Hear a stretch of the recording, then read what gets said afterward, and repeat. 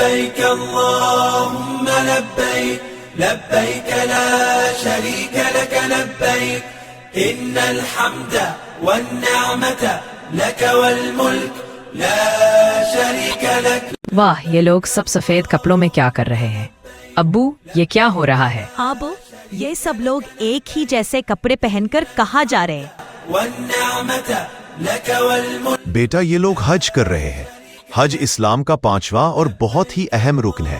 حج، یہ کیا ہوتا ہے ابو؟ اچھا، میں آپ دونوں کو حج کے بارے میں ایک ایک بات آسانی سے سمجھاتا ہوں. حج ایک خاص عبادت ہے جو حج صاحب استطاعت مسلمان پر زندگی میں صرف ایک بار فرض ہوتی ہے.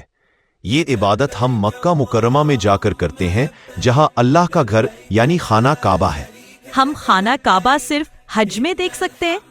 نہیں بیٹا، عمرہ میں بھی جا سکتے ہیں، مگر حج ایک خاص وقت میں ہی ہوتا ہے. حج کب ہوتا ہے ابو؟ حج ہر سال ذو الحجہ کے مہینے میں ہوتا ہے، اسلامی کیلنڈر کے آخری مہینے میں. حج کئی دنوں پر مشتمل ہوتا ہے اور اس میں کئی ارکان ہوتے ہیں.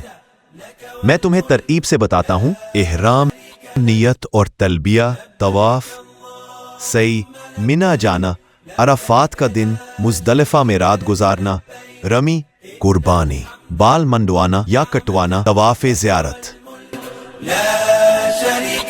ابو، حج میں تو بہت ساری خوبصورت باتیں اور دعائیں ہیں. بالکل بیٹا، حج ہمیں صبر، شکر، قربانی اور اتحاد سکھاتا ہے. وہاں سب امیر غریب، کالے گورے، سب ایک جیسے کپڑوں میں ہوتے ہیں، صرف اللہ کے بندے بغیر کسی فرق کے. انشاءاللہ ہم بھی بڑے ہو کر حج پر جائیں گے. ہاں ابو، ہمارے لیے دعا کریں کہ ہمیں بھی حج نصیب ہو.